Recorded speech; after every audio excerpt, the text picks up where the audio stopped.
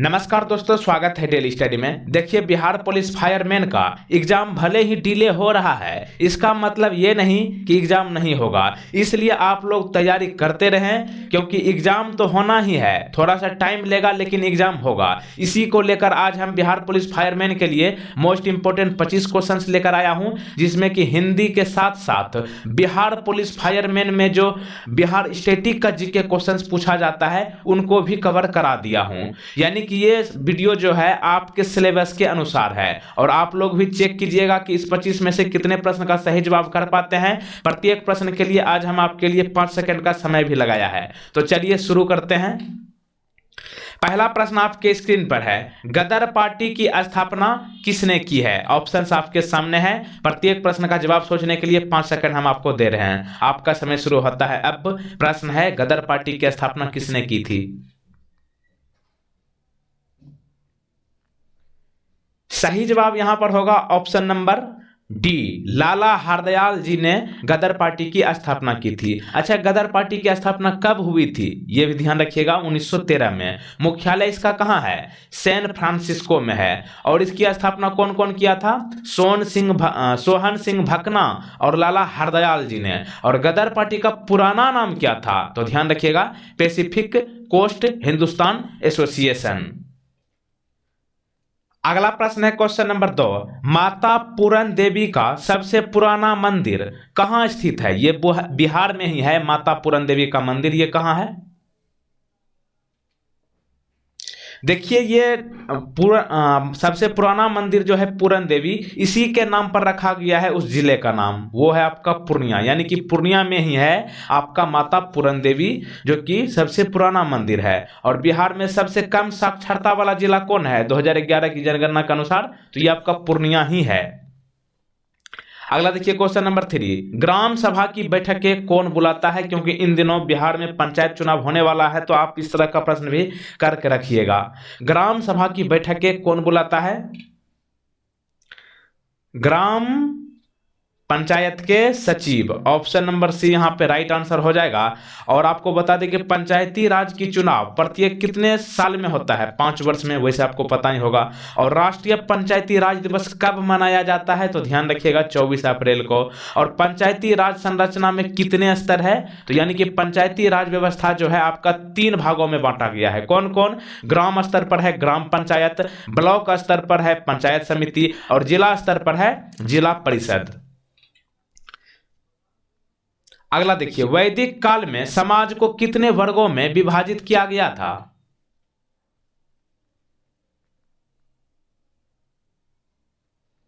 वैदिक काल में समाज को कुल मिलाकर 4 भागों में विभाजित किया गया था। ऑप्शन नंबर डी यहां पे राइट आंसर हो जाएगा। और आपको बता दें कि इनमें कौन कौन था। वैदिक काल में जो समाज को 4 भागों में बांटा गया था, कौन कौन में? ब्राह्मण, क्षत्रिय, वैश्य और शूद्र। अगला देखिए क्वेश्चन नंबर 5, चिल्का झील किस राज्य में है?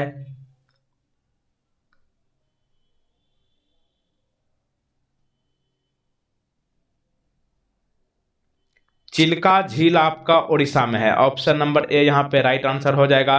और सबसे भारत की सबसे बड़ी झील कौन है? तो यही चिल्का झील है, जो कि उड़ीसा में है। ठीक। और चिल्का झील जो है, यानी कि चिल्का, ये किस नदी के मुहाने पर है? दया नदी के मुहाने पर, दया नदी के किनारे। और उड़ीसा में और भी कई सारे झीलें हैं, जैसे कि अनसुप्पा झील, कंजिया झील, चिल्का झील और तंपारा झील।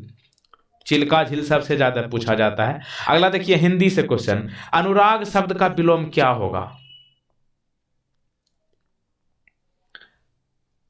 अनुराग शब्द का उल्टा शब्द यानी कि विलोम शब्द क्या होगा? अनुराग विराग। Option number A. और अनुराग का अर्थ क्या होता है? प्रेम, यानी कि लव, भक्ति, सहानुभूति एक तरह से कह सकते हैं। और विराग का मतलब क्या होगा? राग का अभाव और रुचि, यानी कि कोई भी चीज में इंटरेस्ट ना होना। ठीक ना। अगला देखिए क्वेश्चन नंबर 7, घ वर्ण का उच्चारण स्थान क्या है? यह भी हिंदी का क्वेश्चन है।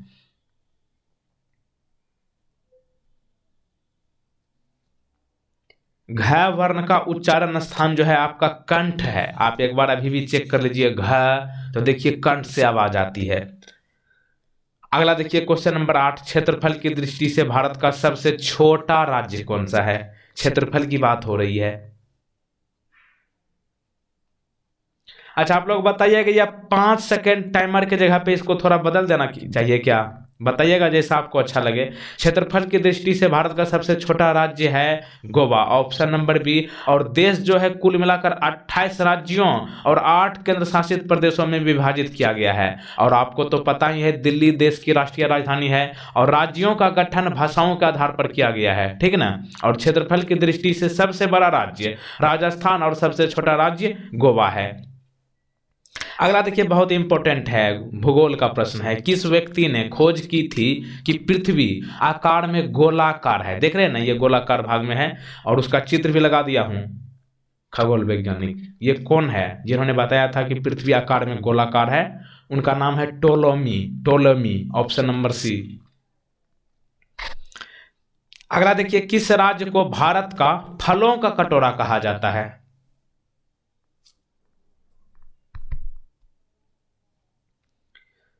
फलों का कटोरा जो है आपका, ये कहा जाता है हिमाचल प्रदेश को। ऑप्शन नंबर ए यहाँ पे सही जवाब होगा। और हिमाचल प्रदेश की स्थापना कब हुई थी? तो ध्यान रखिएगा 25 जनवरी 1971 को। ये तारीख मैं इसलिए बता रहा हूं क्योंकि भारत में राष्ट्रीय मतदाता दिवस, क्योंकि अभी हाल फिलहाल में बिहार में ग्राम पंचायत का चुनाव होने वाला है ना, तो ये यहाँ से एकदम क्वेश्चन पूछेगा। तो राष्ट्रीय मतदाता दिवस कब मनाया जाता है? 25 जनवरी को ही मनाया जाता है। और इसी दिन जो है 1971 में हिमाचल प्रदेश की स्थापना हुई थी। और यहाँ पे देखिए हिमाचल प्रदेश की राजधानी तो है, कहाँ है हिमाचल प्रदेश की राजधानी? शिमला है, ठीक ना। लेकिन दूसरी राजधानी कहाँ है ये पूछा गया था एग्जाम में, तो ये धर्मशाला हो जाएगा, ठीक ना। पहली राजधानी है शिमला, दूसरी राजधानी धर्मशाला। अगला देखिए क्वेश्चन नंबर 11, महात्मा का क्या अर्थ है?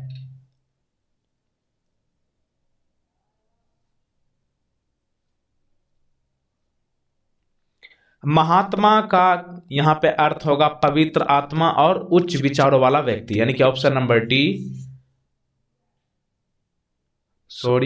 ए और बी होगा, यानी कि जिसकी केवल आत्मा महान हो और पवित्र आत्मा। तो देखिए महात्मा ऐसे व्यक्ति को कहा जाता है जिसके विचार, जिसका आचरण, स्वभाव आदि ये सब जो है बहुत अच्छा हो, उसे कहते हैं महात्मा। और जिसकी आत्मा पवित्र हो, ये सब कलयुग में नहीं मिलता है अब महात्मा, ये सब ढोंगी है, ठीक ना। अगला देखिए, श्री हरगौरी मंदिर कहाँ स्थित है? बिहार में ही है।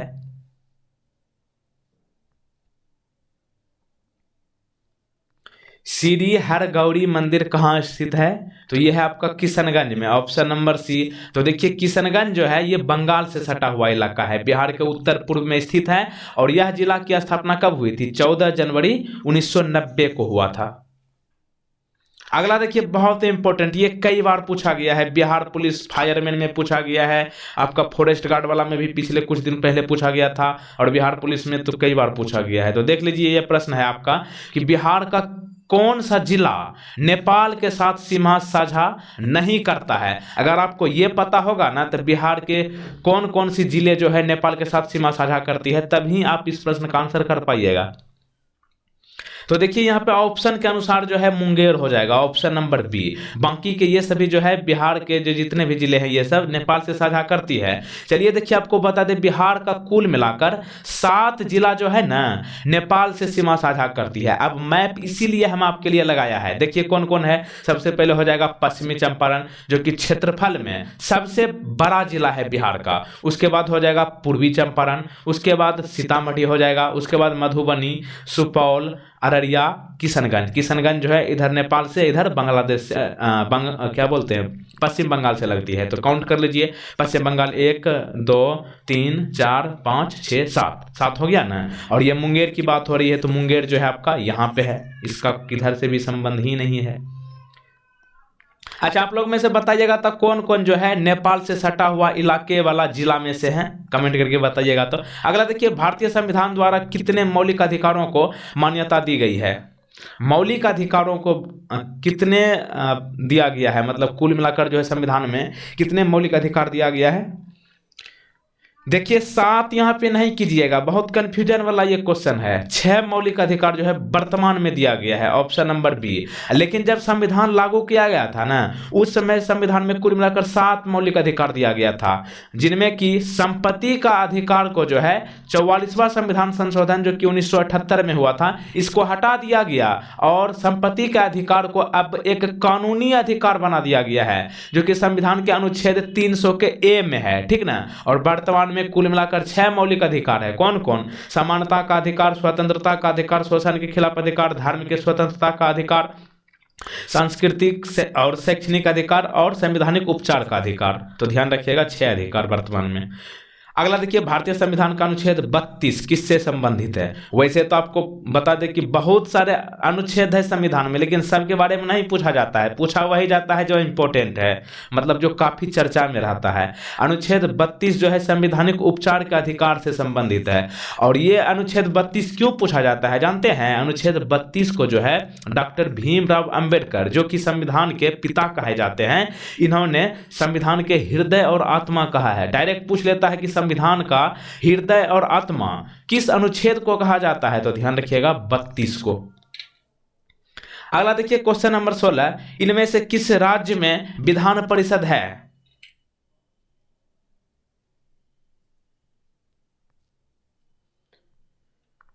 यहां पर जो आंसर होगा आप ही का राज्य होगा, डी बिहार। देखिए भारत में कुल मिलाकर कितने राज्य में विधान परिषद है? 6 राज्य। कौन कौन? आंध्र प्रदेश, कर्नाटक, महाराष्ट्र, तेलंगाना, हाल ही में यहाँ पे विधान परिषद बना है, उत्तर प्रदेश है और बिहार है। और आप बिहार से हो तो यह आप ध्यान रखिएगा कि बिहार में कुल कितने विधान परिषद है? तो ध्यान रखिएगा 75। अगला देखिए क्वेश्चन नंबर 17, विधानसभा के सदस्य किसके द्वारा चुने जाते हैं? विधानसभा के सदस्य जो है किसके द्वारा चुने जाते हैं? विधानसभा के सदस्य लोगों द्वारा, यानी कि आम जनता द्वारा चुने जाते हैं। जैसे कि आप लोग को पता ही है, विधायक को जो हम लोग चुनते हैं, जो कि स्टूडेंट को किस तरह से जानवे करते हैं, कितना परेशान करता है। इलेक्शन टाइम में जो है ना इतना हल्ला करेगा, ओह कहाँ चल गए हम। भारत में चाय का सबसे बड़ा उत्पादक राज्य कौन है? इलेक्शन के टाइम में जो है ना नेता को सब दिखता है, जनता हो गया, स्टूडेंट हो गया, ये कर देंगे वो कर देंगे, जैसे ही जाता है ना वहाँ असेंबली, पता नहीं भूल जाता है क्या होता है। तो भारत में चाय का सबसे बड़ा उत्पादक राज्य की बात करें तो ये होगा असम, ऑप्शन नंबर बी। और देखिए भारत के चाय बागान के रूप में भी जाना जाता है असम को। असम का पुराना नाम क्या है ये पूछ सकता है, तो ध्यान रखिएगा कमरूपा। दुनिया के सबसे बड़ा नदी द्वीप कहाँ है? माजुली द्वीप, जो कि असम में है। और बिहू किस राज्य का प्रमुख त्योहार है? तो ध्यान रखिएगा असम। भारत की सबसे पुरानी तेल रिफाइनरी ये कहाँ है? डिगबोई, जो कि असम में है। और देखिए क्वेश्चन में यहाँ क्या था कि चाय का सबसे बड़ा उत्पादक राज्य, ये होगा आपका असम। लेकिन यही पूछे ना कि भारत में चाय का सबसे बड़ा उत्पादक वाला शहर कौन है? तो ध्यान रखिएगा ये है आपका दार्जिलिंग। लेकिन दार्जिलिंग किस राज्य में है? तो ध्यान रखिएगा ये असम में नहीं है दार्जिलिंग। दार्जिलिंग जो है बिहार के पड़ोसी राज्य पश्चिम बंगाल में है, ठीक ना। अगला देखिए क्वेश्चन नंबर 19, सार्क में कितने देश हैं?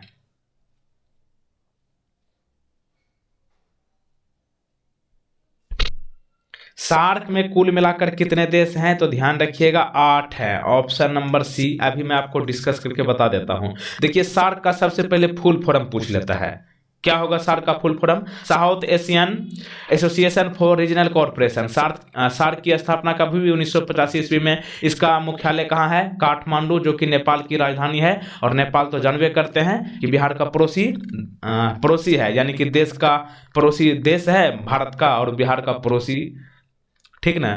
इसलिए आपको ध्यान रखना है। सार्क में कुल मिलाकर 8 सदस्य कौन कौन है? तो ये ध्यान रख लीजिएगा, मालदीव है, भूटान है, बांग्लादेश, श्रीलंका, पाकिस्तान, भारत और नेपाल है। और 8वां देश जो है हाल ही में इसमें आया था अफगानिस्तान 2007 में। और लेकिन आप लोग देखवे करते होंगे अफगानिस्तान के साथ अभी इन दिनों क्या चल रहा है, बहुत परेशान हो गया है बेचारा। अगला देखो, SGSY का पूर्ण रूप क्या है?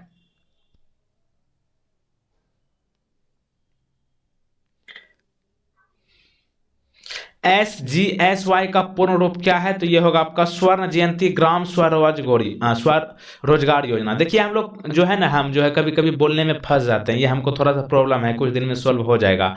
SGSY का पूर्ण रूप क्या होगा? स्वर्ण जयंती ग्राम स्वरोजगार योजना। और ये जो है भारत सरकार द्वारा देश के ग्रामीण क्षेत्रों में रहने वाले गरीब लोगों को अस्थायी आय प्रदान करने के लिए शुरू की गई एक पहल है। और यह योजना की शुरुआत जो है कब की गई? 1 अप्रैल, किधर गया रे, 1 अप्रैल 1999 को, ठीक ना, 1 अप्रैल 1999। वैसे 1999 में कारगिल युद्ध भी हुआ था।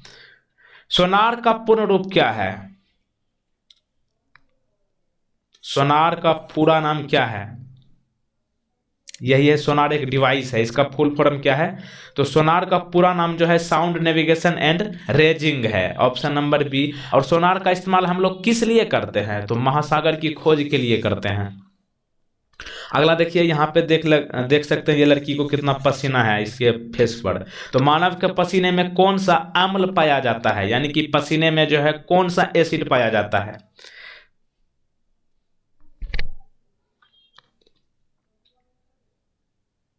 लैक्टिक अम्ल पाया जाता है, ऑप्शन नंबर सी बिल्कुल राइट आंसर हो जाएगा। तो देखिए मानव पसीने में जो है आपका लैक्टिक अम्ल होता है। और पसीने में क्या क्या पाया जाता है? तो पानी, खनिज, लैक्टेट और यूरिया होता है।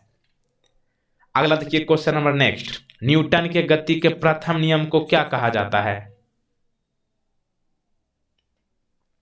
न्यूटन के गति के प्रथम नियम को इनमें से क्या कहते हैं? जड़त्व का नियम, और इसे इंग्लिश में कहते हैं इनर्शिया का नियम, ठीक ना। अगला देखिए क्वेश्चन नंबर 24, लड़का शब्द से भाववाचक संज्ञा बनाइए। हिंदी का क्वेश्चन है। अगर आप लोग का सपोर्ट मिला तो अगले दिन से क्लास को रेगुलर करके जो है ना इंग्लिश का भी क्वेश्चन डाल दूंगा। लेकिन आप लोग जो है सपोर्ट ही नहीं करते हो ना, तो हम डीमोटिवेट हो जाते हैं। ना तो आप लोग शेयर करते हो ना लाइक करते हो। जो लाइक मत करना लेकिन शेयर जरूर कर देना। लड़का शब्द से भाववाचक संज्ञा जो होगा यहाँ पे लड़कपन होगा, ऑप्शन नंबर सी। तो देखिए लड़का जो है जातिवाचक संज्ञा है, और इसमें पन शब्द के जुड़ जाने के कारण जो है यह भाववाचक संज्ञा बन गया। भाववाचक संज्ञा किसे कहते हैं? जो संज्ञा किसी भाव, गुण या फिर दशा आदि का बोध कराता है उसे कहते हैं भाववाचक। जैसे कि क्रोध, क्रोध को जो है हम लोग क्या कर सकते हैं? ये जो एक भाव मतलब जो है फील कर सकते हैं, मिठास ये भी फील कर सकते हैं, खुशी फील कर सकते हैं। तो यही हो गया आपका भाववाचक संज्ञा। जैसे कि आपको एग्जाम लेकर के गुस्सा है कि अभी तक एग्जाम नहीं करा रहा है, तो गुस्सा भी आपका क्या हो गया? भाववाचक हो गया, ठीक ना। तो यहाँ पे ऑप्शन नंबर सी। अगला देखिए, दुनाली में कौन सा उपसर्ग है?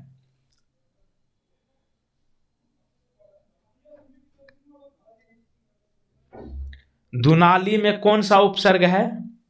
दू, ऑप्शन नंबर ए यहाँ पे सही जवाब होगा। तो देखिए उपसर्ग का क्या मतलब होता है, पहले यही देखिए ना। उपसर्ग का मतलब होता है वह अवयव शब्द जो किसी शब्द के पहले लगाकर शब्द का अर्थ ही बदल देते हैं, उसे कहते हैं उपसर्ग, ठीक नहीं। जैसा कि नाली में क्या किया है कि पहले दू लगा दिया है, तो हो गया दू नाली। तो यही हो गया आपका दुनाली में जो है उपसर्ग है दू। तो आप आसानी से पकड़ लीजिएगा। 25 क्वेश्चंस कंप्लीट हो गया है। एक प्रश्न शायद आपके लिए भी यहाँ पे है, बिहार के किस जिला को योग नगरी कहा जाता है? ये आप लोग आंसर कीजिएगा। यहाँ पे आप चित्र देख सकते हैं, यही है योगाश्रम, जो कि विश्व का पहला योगाश्रम है, और ये आपका बिहार में ही है। आप बताइए ये किस जिले में है, ठीक। और अंत में एक बात बताऊंगा कि आप जो है ना आज वीडियो को लाइक करिए ना करिए वो छोड़ दीजिएगा, लेकिन शेयर जरूर कीजिए। और आप लोग अच्छा से सपोर्ट कीजिएगा तो बताइएगा कि इसमें क्वेश्चंस इंक्लूड करके क्लास रेगुलर किया जाए या फिर नहीं, ठीक ना। तो हम प्रतीक्षा करेंगे, हम सबका कमेंट अभी पढ़ेंगे, तो फटाफट बता दीजिएगा। और चैनल पर नए हो तो चैनल को तुरंत सब्सक्राइब करके इस बेल आइकन को क्लिक कर लीजिएगा, और ध्यान रखिए ऑल नोटिफिकेशन को क्लिक करके रखिएगा। Thank you. जय हिंद, जय भारत, जय बिहार। लेकिन नीचे में बताइएगा अपना कमेंट, फीडबैक दीजिएगा, ठीक। ओके।